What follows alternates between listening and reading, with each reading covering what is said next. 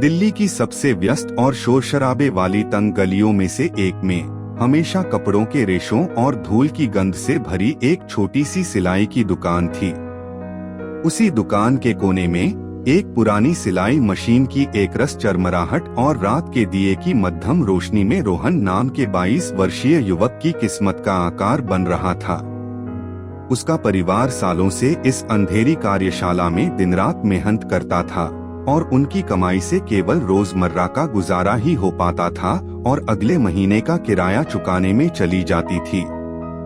रोहन हर दिन अपने पिता को 12 से 14 घंटे मशीन के सामने झुके हुए, आंखों में थकावट लिए कपड़े काटते हुए और अपनी मां को मध्यम रोशनी में कांपते हाथों से सुई पकड़े हुए देखकर बड़ा हुआ था। इस युवक के दिल की गहराइयों में एक दृढ़ संकल्प बन चुका था।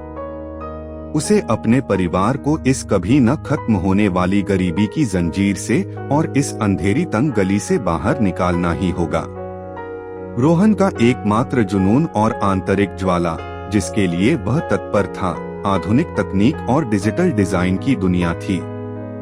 हर बार जब वह शहर के आधुनिक जगमगाते हिस्से में अपने पिता के तैयार कपड़े पहुंचाने जाता, तो ऊंची कांच की इमारतों की खिड़कियों से अंदर कंप्यूटर के सामने बैठे साफ सुथरे और खुशहाल युवाओं को देखता और खुद से बुदबुदाता, मेरी जगह भी वही है, मैं भी ऐसा भविष्य बना सकता हूँ। लेकिन जीवन की सच्चाई बेहद क्रूर थी। उनके घर में न तो आधुनिक लैपटॉप था और न ही महंगे आईटी कोर्स में पढ़ने के लिए एक भी अतिरिक्त रुपया था। जब उसके हमउम्र महंगे कॉलेजों में आधुनिक ज्ञान हासिल कर रहे थे, उस समय रोहन के हाथ में एकमात्र साधन एक कोने से टूटा हुआ, भरी हुई मेमोरी वाला और बार बार बंद होने वाला पुराना स्मार्टफोन था। लेकिन रोहन ने कभी भी अवसरों की कमी या लाचारी का बहाना नहीं बनाया।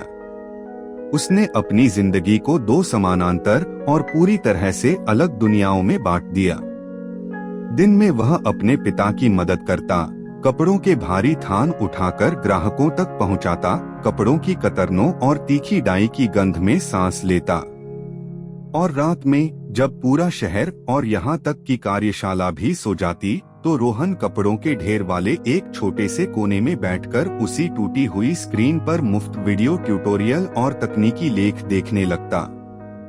रात के 2 बजे तक, कभी कभी सुबह के 3 बजे तक चलने वाले इन रात्रिकालीन सत्रों में उसने प्रोग्रामिंग भाषाएं, जटिल यूएक्स यूआई, डिजाइन लॉजिक और आधुनिक सिस्टम आर्किटेक्चर सीखा। वास्तविक कंप्यूटर न होने के कारण वह जटिल कोड संरचनाओं, वेबसाइटों और एप्स के इंटरफेस को एक साधारण कॉपी पर और कभी कभी कपड़ों से बचे हुए कागज के पैटर्नों के पीछे पेंसिल से बनाकर उनके काम करने के तर्क का मानसिक रूप से विश्लेषण करता था।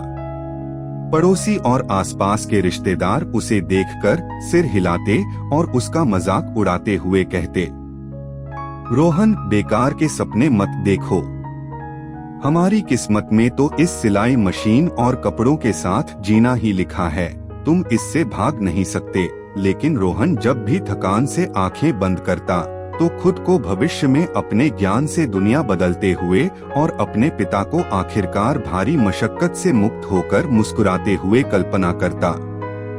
जब रोहन 22 साल का हुआ, तो उसकी जिंदगी में सबसे बड़ा अवसर और साथ ही सबसे कठिन परीक्षा ने दस्तक दी।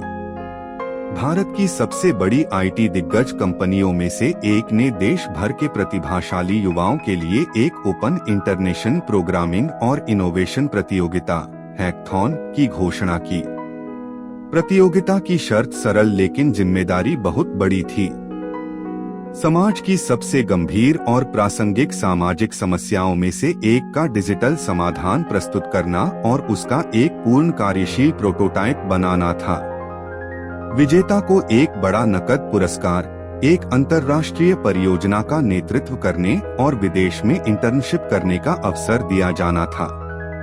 रोहन ने महसूस किया कि यह एकमात्र ऐसा टिकट है जो उसके जीवन और उसके परिवार की किस्मत को जड़ से बदल सकता है, और उसने बिना झिझक पंजीकरण करा लिया। लेकिन सबसे बड़ी बाधा अभी आगे थी, प्रतियोगिता परियोजना को वास्तव में बनाने और उसका परीक्षण करने के लिए अभी भी एक वास्तविक कंप्यूटर और स्थिर इंटरनेट की आवश्यकता थी। रोहन को हतोत्साहित होने का कोई हक नहीं था। वह हर शाम कार्यशाला में अपना कठिन काम पूरा करने के बाद शहर के दूसरे छोर पर स्थित एक मुफ्त सरकारी पुस्तकालय की ओर दौड़ता।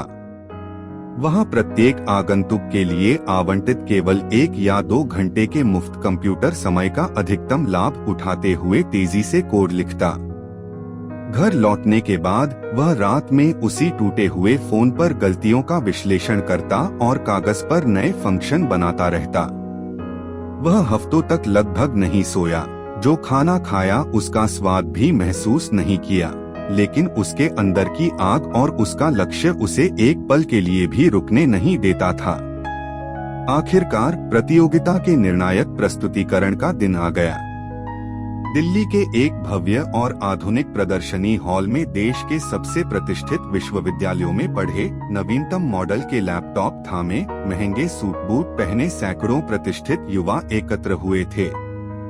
उनके बीच थोड़े फीके पड़ चुके कपड़े पहने और हाथ में एक साधारण सस्ती पेन ड्राइव थामे 22 वर्षीय रोहन बिल्कुल बेगाना और उपेक्षित लग रहा था। जूरी पैनल अंतर्राष्ट्रीय विशेषज्ञों से बना था और बेहद सख्त व मांग करने वाला था। जब रोहन की बारी आई तो वह मंच पर गया। शुरुआती कुछ सेकंड में उसके हाथ घबराहट से कांपे, लेकिन बड़ी स्क्रीन के सामने खड़े होकर जब उसने अपनी परियोजना के बारे में बोलना शुरू किया तो घबराहट की जगह अटूट विश्वास और जीवन की सच्चाई ने ले ली। रोहन ने अपने द्वारा बनाए गए कारीगर नामक डिजिटल प्लेटफॉर्म का प्रदर्शन किया। यह सिर्फ कोई सूखा सॉफ्टवेयर या ऐप नहीं था, यह भारत के सबसे दूरदराज और गरीब इलाकों में दिन रात ईमानदारी से काम करने वाले लाखों दर्जियों, मोचियों और कारीगरों को सीधे अंतर्राष्ट्रीय खरीदारों से जोड़ने, बिचौलियों के बिना उनकी मेहनत की उचित कीमत दिलाने वाला एक अनूठा डिजिटल इकोसिस्टम था। रोहन ने इस प्रोजेक्ट को बनाने में किसी भी भारी भरकम अकादमिक किताबों का सहारा नहीं लिया था। उसने इस प्रोजेक्ट के हर बटन, हर एल्गोरिदम में अपने पिता के गट्टे पड़े हाथों, अपनी माँ की बीमार रातों के आंसुओं और अंधेरी कार्यशाला में बिताई अपनी दर्दभरी रातों को पिरोया था। उसने मंच पर खड़े होकर केवल कोड ही नहीं दिखाया, बल्कि जीवित लोगों का दर्द, उनकी उम्मीद और उसका वास्तविक समाधान दिखाया। हॉल में छाए सन्नाटे को जूरी के अध्यक्ष के धीरे से खड़े होकर आत्मीयता से ताली बजाने ने तोड़ा।